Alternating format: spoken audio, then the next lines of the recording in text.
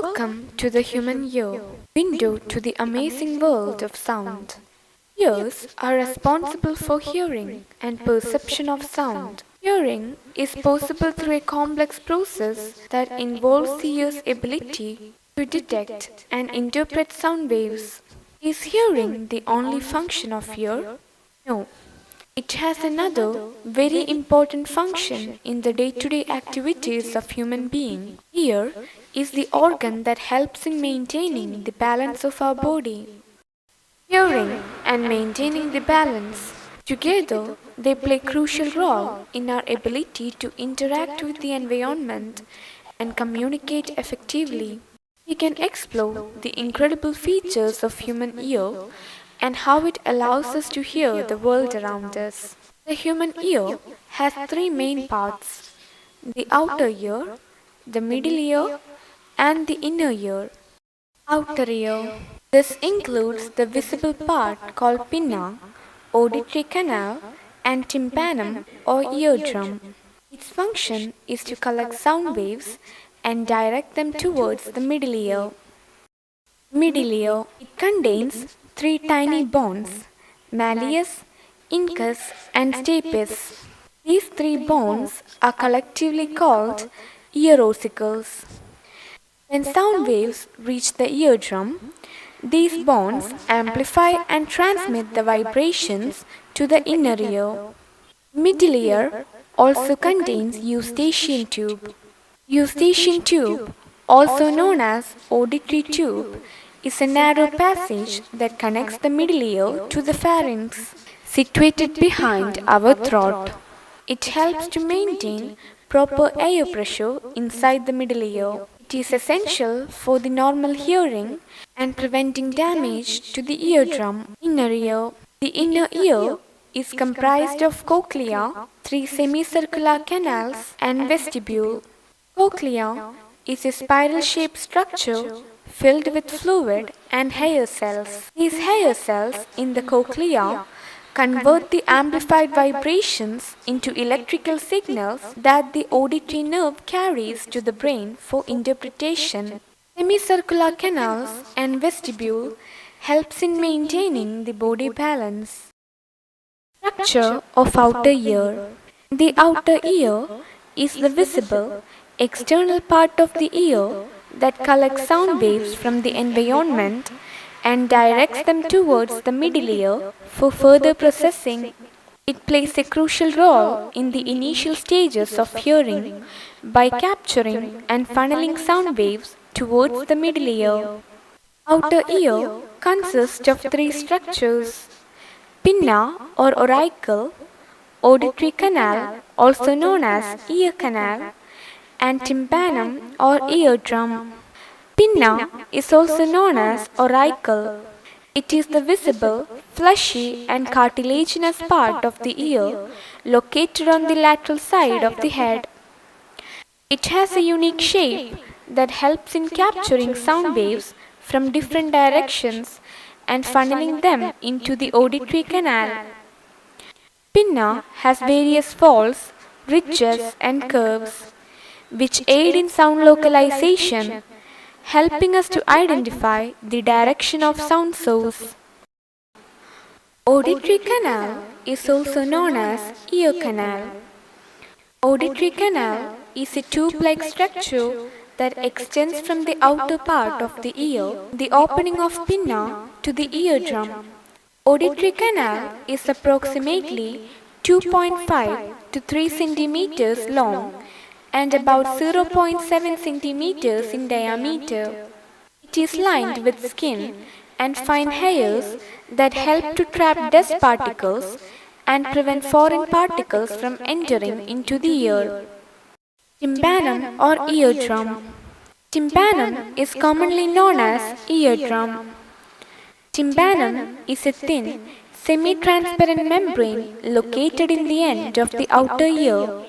It separates outer ear from the middle ear. Tympanum is one of the essential structures of the hearing process. Tympanum vibrates in resonance with sound waves. Tympanum is a dedicated cone-shaped membrane composed of three layers: the outer layer facing the auditory canal, a middle fibrous layer, and an inner mucosal layer facing the middle ear.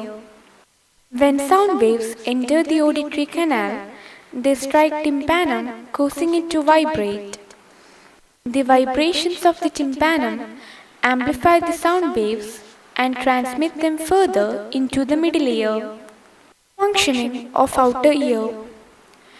The primary function of the outer ear is to collect sound waves and direct them into the auditory canal towards tympanum or eardrum.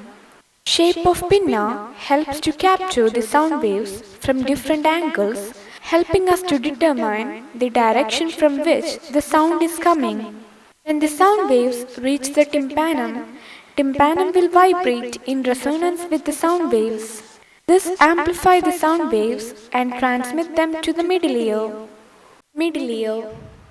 The middle ear is a small air-filled cavity located between the outer ear and the inner ear. It is a crucial part of the auditory system and plays a vital role in transmitting sound vibrations from the eardrum to the inner ear, where sound is converted into electrical signals that the brain can interpret. Middle ear contains ossicles and eustachian tube. Ossicles. There are three small bones, malleus, incus, and stapes in middle ear. These three bones are collectively called as ossicles. First bone in the middle ear is malleus. Average size of malleus is about 8 millimeters in height and 2.7 millimeters in width. Malleus is attached with tympanum. Malleus receives vibrations from tympanum and transmitted to the next bone in the ossicle, that is incus. Incus is the second bone in ossicles. Average size of incus is about 6.8 millimeters in height and 5.3 millimeters in width. Incus act as an intermediary between malleus and stapes. One end of the incus is connected with malleus and the other end is connected with stapes. Incus transfers the vibrations received from malleus to stapes, the third bone in the ossicles. Stapes is the third bone in ossicles. Stapes is also the smallest bone in the human body. Average size of stapes is about 3.5 millimeters in height and 2.4 millimeters in width. One end of stapes is connected with incus and the other end is connected with oval window, which is the entrance towards the inner ear. Stapes receives vibrations from the incus and transmit them to the inner ear through the oval window. Oval window is a membrane-covered opening leading to the inner ear. Eustachian tube. Eustachian tube is also known as auditory tube. It is a narrow passage that connects middle ear with pharynx, which is the upper back of the throat situated behind nasal cavity. Eustachian tube is approximately 3.5 to 4 centimeters long and is lined with mucous chambers. The eustachian tube typically remains closed but can be opened voluntarily or involuntarily through certain actions such as swallowing, yawning, or chewing. Each human ear has one eustachian tube located in the middle ear cavity, and it plays a crucial role in maintaining proper air pressure between the middle layer and atmosphere. Normally, the pressure inside the middle ear should be the same as the pressure outside. However, changes in external pressure, such as during flights or ascending or descending from high altitudes, can cause pressure imbalances. The eustachian tube opens and allows air to flow in or out of the middle ear, equalizing the pressure on both sides of the eardrum. This process helps for normal hearing and prevents discomfort and protects the delicate structures of the middle ear. Drainage. The eustachian tube also aids in draining any fluids that may accumulate in the middle ear due to infections or inflammation. This drainage helps maintain a healthy ear environment and reduce the risk of ear infections.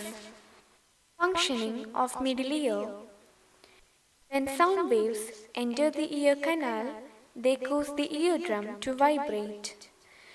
The vibrations of the eardrum are then transferred to the ossicles in the middle ear. The ossicles amplify and relay the vibrations from the eardrum to the oval window. While transmitting, bonds in the ossicles amplify these sound vibrations. Normally, it amplifies up to 20 times higher than what they receive in the malleus. The chain of ossicles, malleus, incus, and stapes, acts like a lever system, which allows for efficient transmission of sound energy from the relatively large tympanum to the smaller oval window. This amplification is necessary because the inner ear requires a higher intensity of sound to function properly. In summary, the middle ear acts as a mechanical amplifier, transforming sound vibrations from the tympanum into fluid movements in the inner ear. The middle ear also has a crucial role in maintaining the correct air pressure in the ear. Inner ear. The inner ear is situated inside a bony case in the skull called bony labyrinth.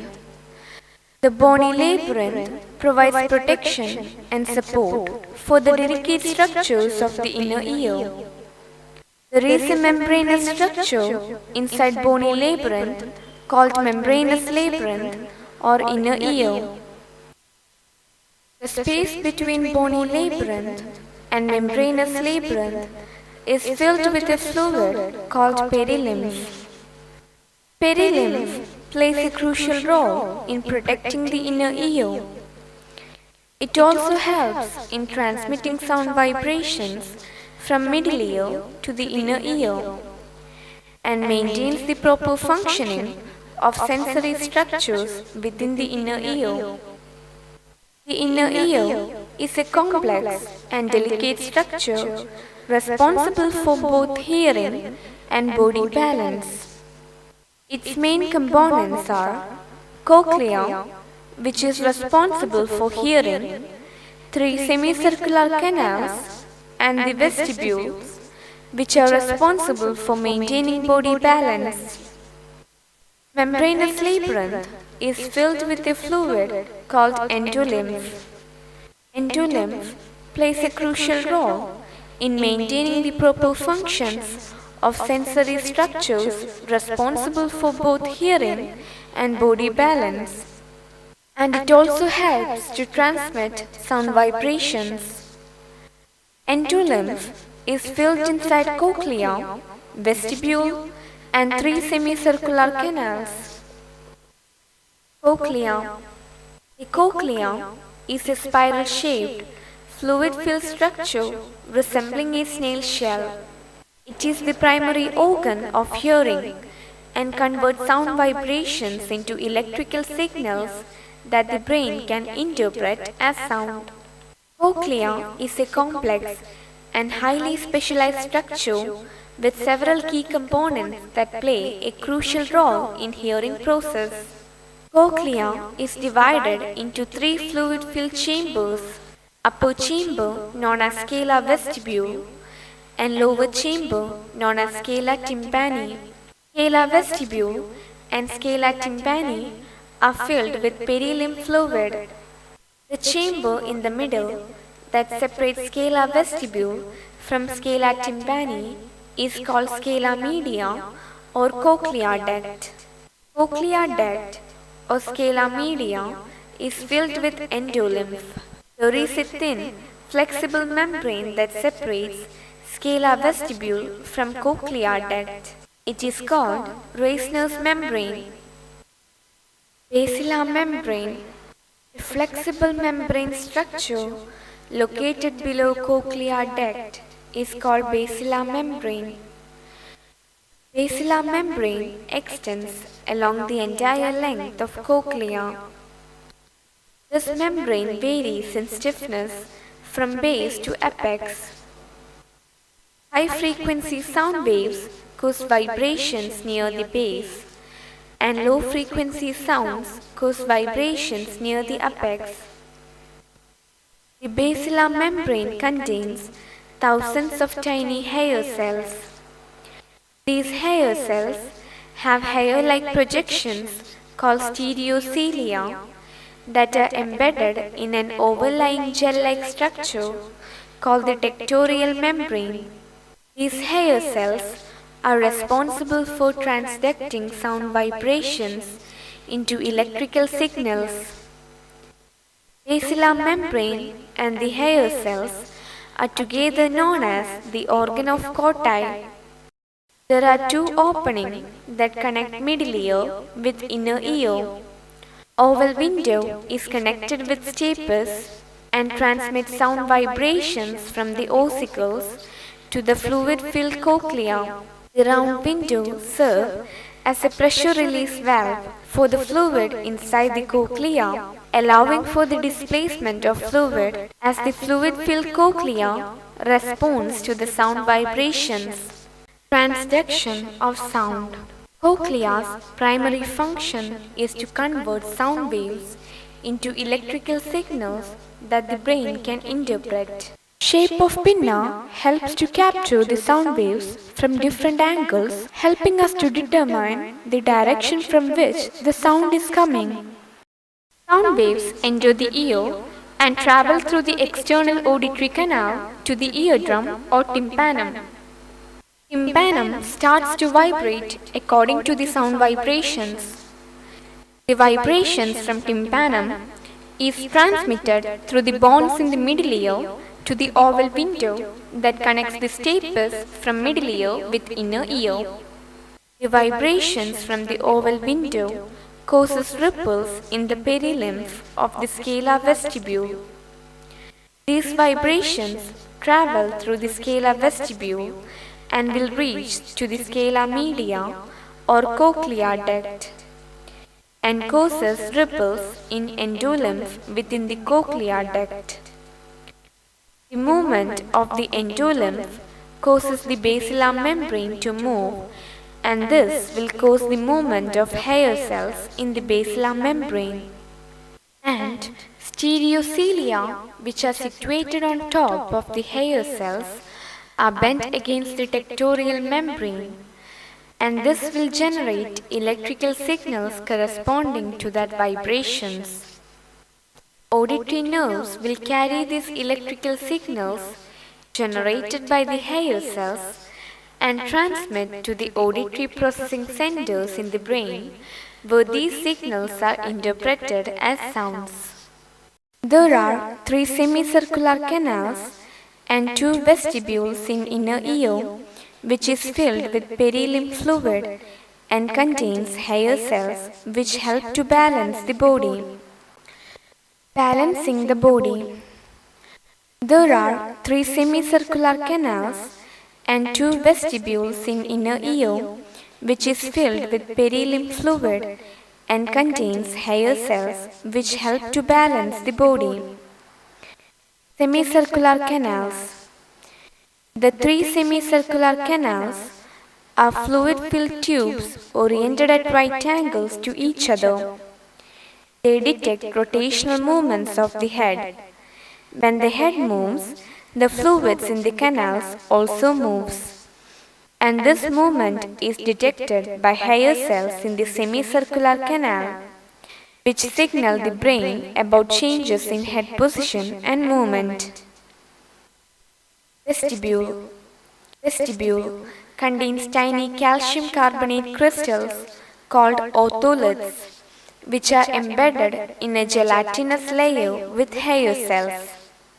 When the head moves in linear direction, acceleration or deceleration, the otoliths shift due to gravity, causing the gelatinous layer to move and stimulates the hair cells in the otolith organs. This provides information about linear motion and head tilt.